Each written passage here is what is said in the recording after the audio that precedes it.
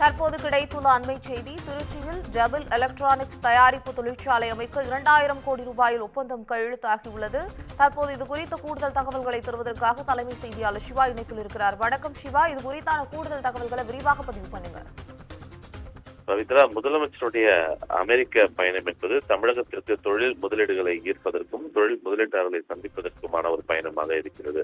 தொடர்ந்து சான் பிரான்சிஸ்கோவில் பல்வேறு தொழில் முதலீட்டாளர்களை சந்தித்து தமிழகத்திற்கான தொழில் முதலீடுகளை ஈர்த்திருக்கக்கூடிய நிலையில சிகாகோவில் தொடர்ந்து பல்வேறு தொழில் முதலீட்டாளர்கள், தமிழ் சங்கம் உள்ளிட்ட பல்வேறு முக்கிய நபர்களை தமிழ்நாடு முதலமைச்சர் ஸ்டாலின் சந்தித்து வருகிறார். அந்த அடிப்படையில சிகாகோவிலும் கூட பல்லாயிரம் கோடி ரூபாய் மதிப்பிலான புதிய தொழில் முதலீட்டு ஒப்பந்தங்கள் போடப்பட்டிருக்கக்கூடிய நிலையில தற்போது திருச்சியில் ஒரு புதிய தொழில் முதலீட்டு ஒப்பந்தம் என்பது முதலமைச்சர் ஸ்டாலின் முன்னிலையில போடப்பட்டிருக்கிறது. குறிப்பாக எலக்ட்ரானிக்ஸ் உற்பத்தி தயாரிப்பு நிறுவனமாக இருக்கக்கூடிய ஜபில் என்ற ஒரு நிறுவனத்துடன் 2000 கோடி ரூபாய் மதிப்பிலான ஒரு புதிய புரிந்துணர்வு ஒப்பந்தம் என்பது தற்போது போடப்பட்டிருக்கிறது.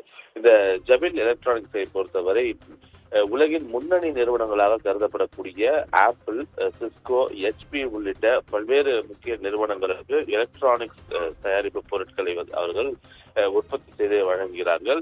எனவே அவர்களுடனான இந்த புரிந்துணர்வு ஒப்பந்தம் என்பது தமிழகத்திற்கு மிக முக்கியமான ஒரு தொழில் முதலீடு வரக்கூடிய வகையிலான இருக்கிறது. குறிப்பாக 2000 கோடி ரூபாய் மதிப்பான இந்த புதிய புரிந்துணர்வு ஒப்பந்தத்தின் மூலமாக தமிழகத்தில் கூடுதலாக 5000 பேருக்கு வேலைவாய்ப்பு கிடைக்கும் என்று தொழில்துறை தரப்பிலிருந்து தெரிவிக்கப்பட்டிருக்கிறது.